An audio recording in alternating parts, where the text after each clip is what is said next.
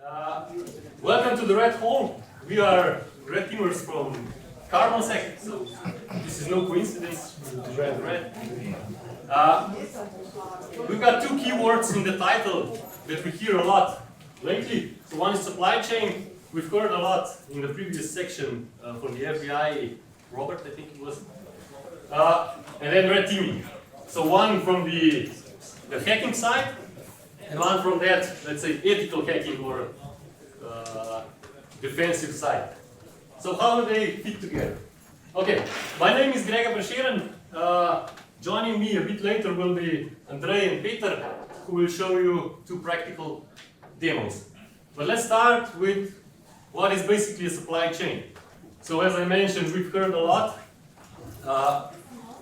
Everything that you get from external suppliers of software, from partners that maintain your network, from some say that open source stuff that you input into your project as a dependency is not supply chain, but let's say it is. So everything that comes from external and you trust it is considered or can be considered as a supply chain.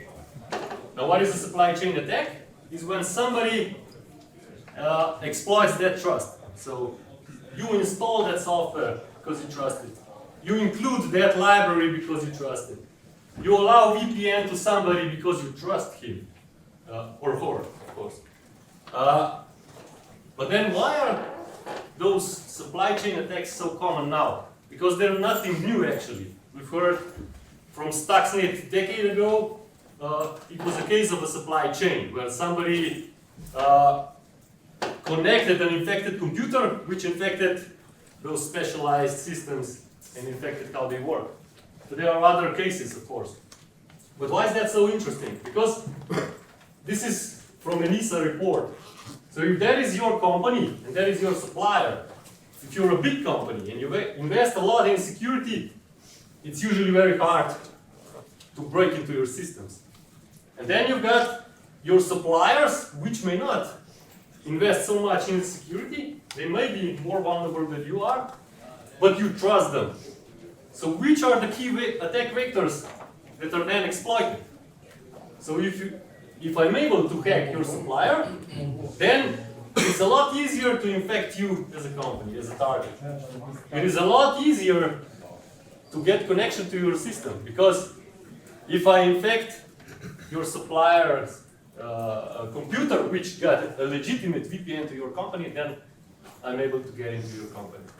So, and the other case, of course, phishing. If I send you a malicious email from a domain of your supplier, you're more likely to trust it. You're more likely to follow all those links, to install those files and so on. So the basic idea is, of course, hackers try to find the path with the least resistance.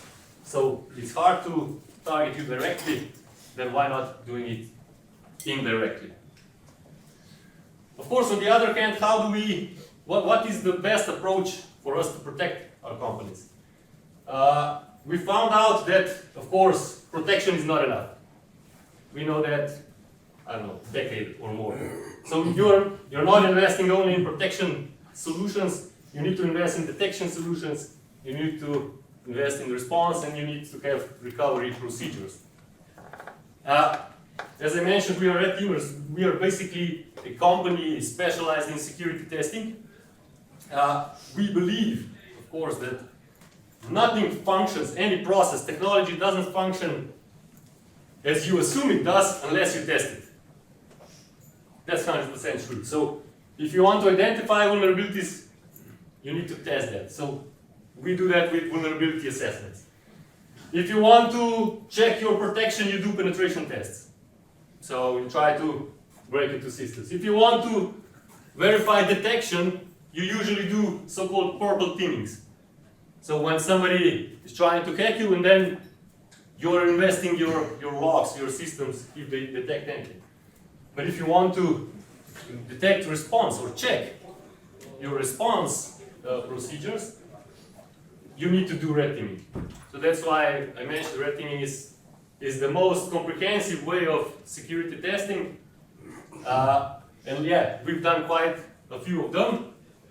And those are the key attack vectors that usually enable us to find vulnerabilities, to break into companies' information systems. So those are the main four. There are, of course, a couple of others. The first one, of course, is phishing or any form of social engineering. We've got solution how to handle it.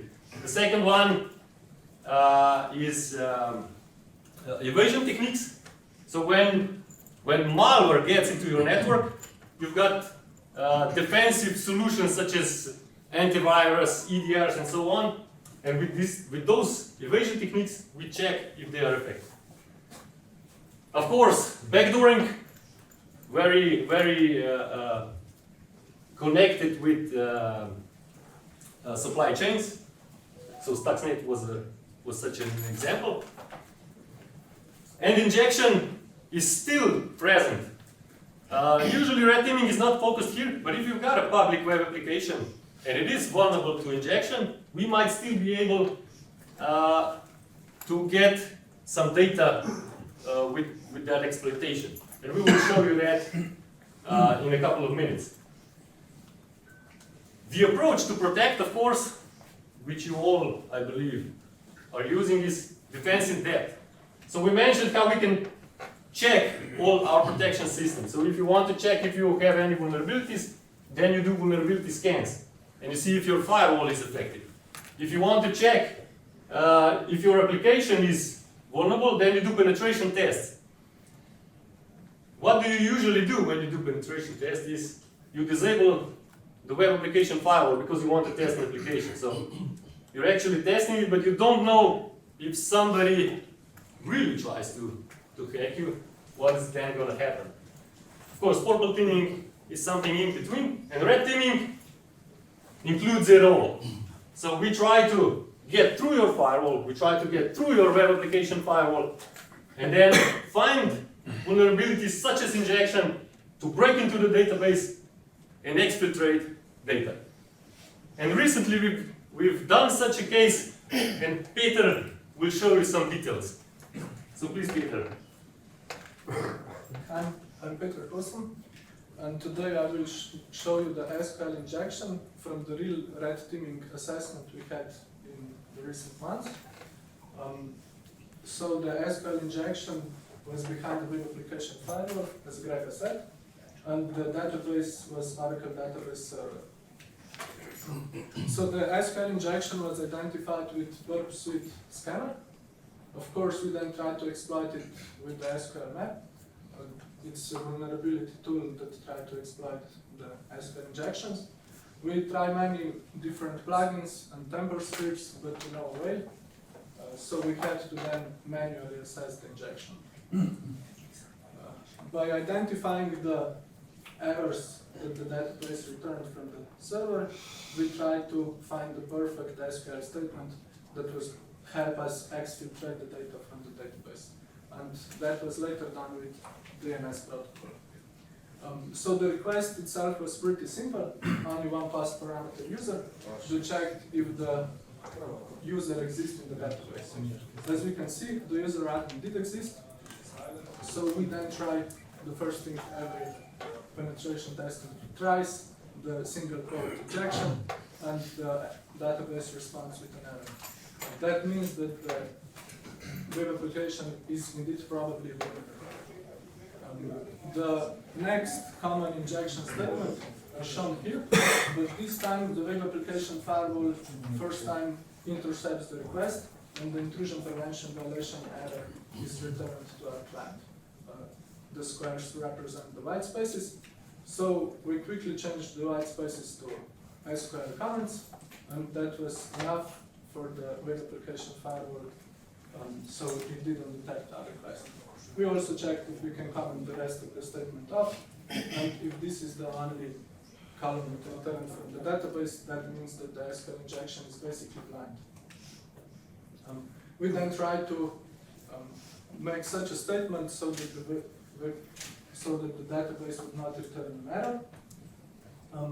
Sadly, the Oracle database does not support stacked queries, so we had to use the union select attack method but the web application firewall again intercepts the request. As we later found out, every time we use union and select keywords together, the web application firewall notices such request. But if only one keyword is used, the web application still returns an error, but this time it is an error from the database itself and not the web application firewall. So the next idea came to our mind was how to avoid the web application firewall.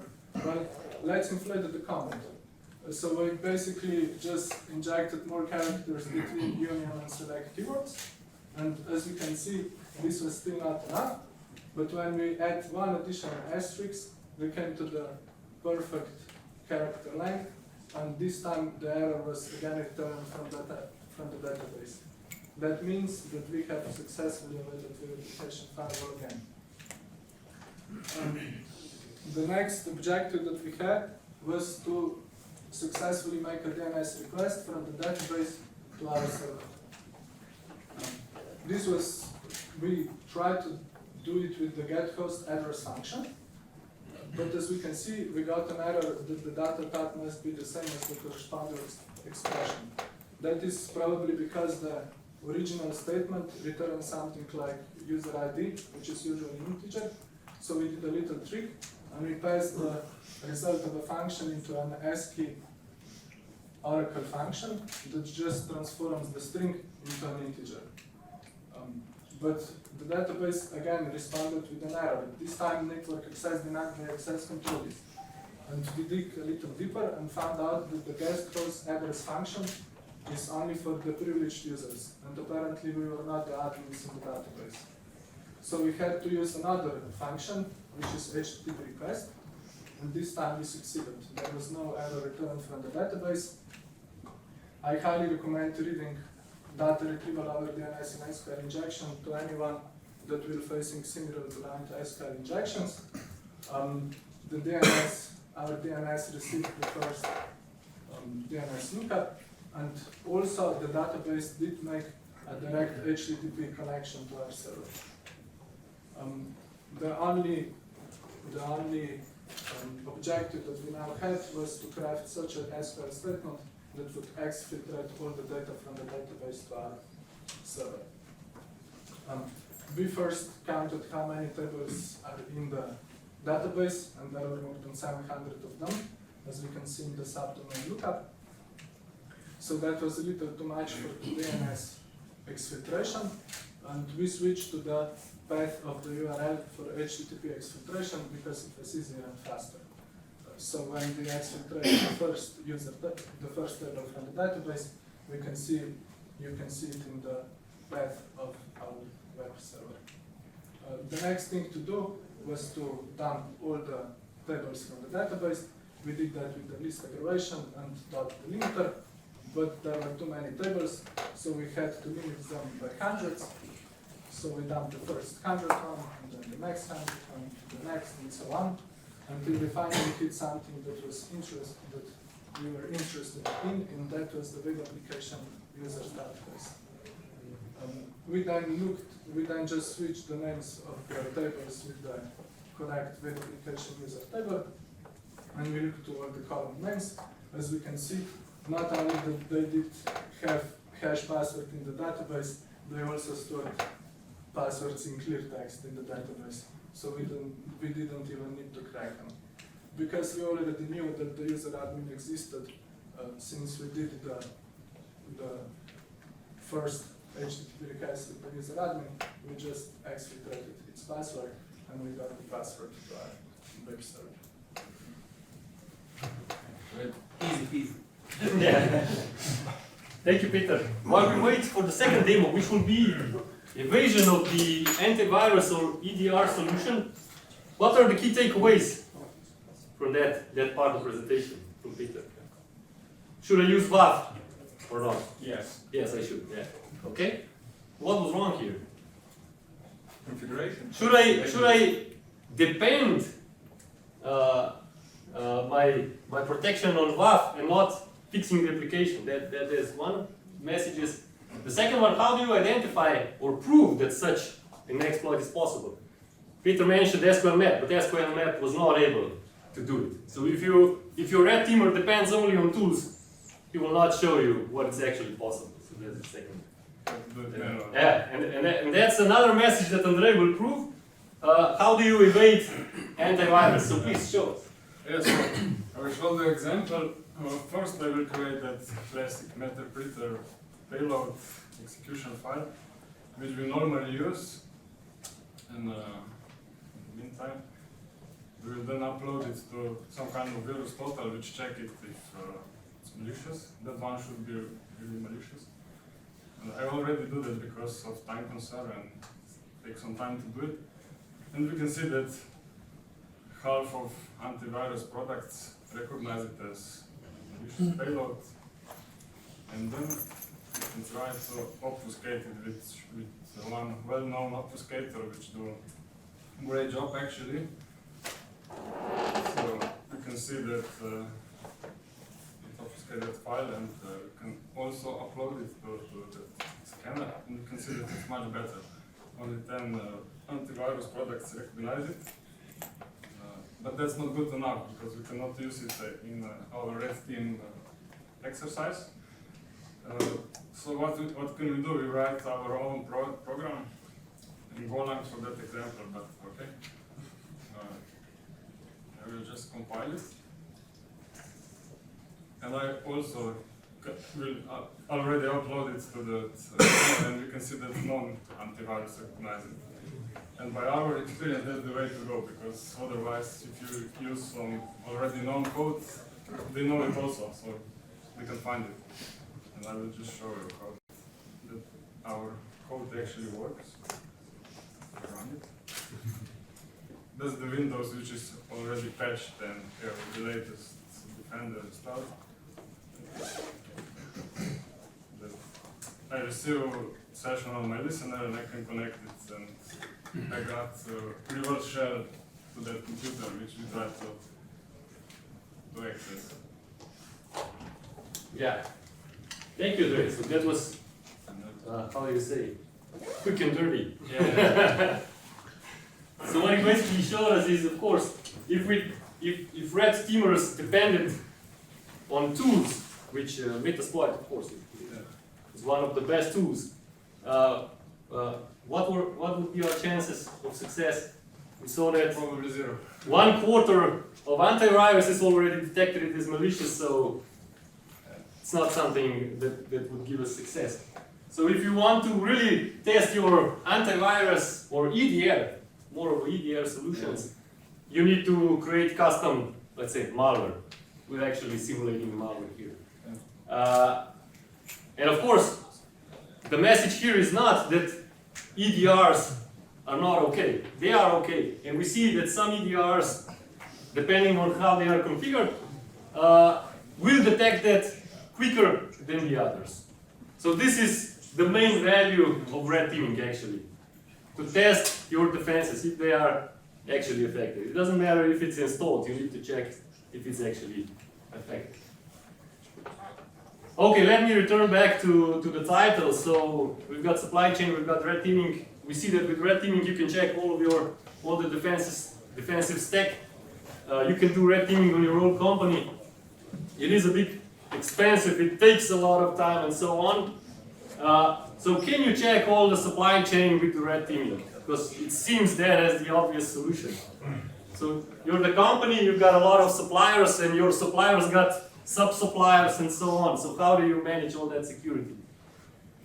Well, it's not possible for you to order red teaming for all of your suppliers, although it would be the best. So what are then the other options? Because there are good options. Another problem, of course, is you've got a lack of competent red teamers to test all those suppliers. So we need to automate stuff. That's the one thing we need to achieve at some point. We partner with Pantera, which is a company, I believe still the only one offering automated proper pen tests. They will have presentation tomorrow in this same hall at 3 p.m. At 1 p.m. Sorry. So that's one thing. Of course, okay, I didn't mention phishing. How do you get rid of phishing? You cannot completely, but you must try, because with AI and stuff like that, all the phishing emails are even more how do you say? Credible. Yeah, more credible, yeah. So you need to teach all your users. Usually the best way is to simulate such phishings. And there are many solutions to do that. And then the last part is how do you manage then your suppliers? Because that was the title. There are ways how to check them. You need to check them non-intrusively because they will not allow you to bring somebody to test their system, so there are solutions. If you are interested, of course, just come later at our booth and we can talk about it. So there are different solutions. What we see is actually the main problem that all those supply chain attacks are possible is because many companies still don't manage their security comprehensively. What I mean by comprehensive is you take a framework and check all the security functions that need to be covered. This is the one we favor the most. It's CIS control, CIS. And there is one control that is here very relevant, control 15, service provider management. We can also say supply chain management. And what they say here, I don't know by heart, so I will check which safeguard it is. It's the safeguard number 4, which says that you must include security requirements for all your subcontractors, all your supply chain. So if you put it here, there is no guarantee that they are even trying to be secure. And of course, you can be targeted through their network. Okay, let me conclude with the regulation, because usually regulation follows what we see in the dark field. So there are two important regulations that are about to be, how do you say, effective. So one in banking is DORA, the second one is NIST Directive number 2. They both somehow enforce you to manage your supply chain, so you need to take care of it. And what they also expect is you do proper, they call it threat-based penetration test, but in fact that's just the other word for red teaming. So if you will fall under any of those regulations, you will need to manage supply chain and you will need to do such tests. Okay, to finish, I would like to invite you to join in the raffle at our stand, or just scan that QR code. And then you got a chance to win those fancy headphones. Also, again, I invite you to Pantera presentation tomorrow. And also after that presentation, they will give a demo at our booth. So you'll be able to see in live how that solution works. Okay? And for any questions, we are of course available here tomorrow, today and tomorrow at our booth or anywhere else. So thank you very much.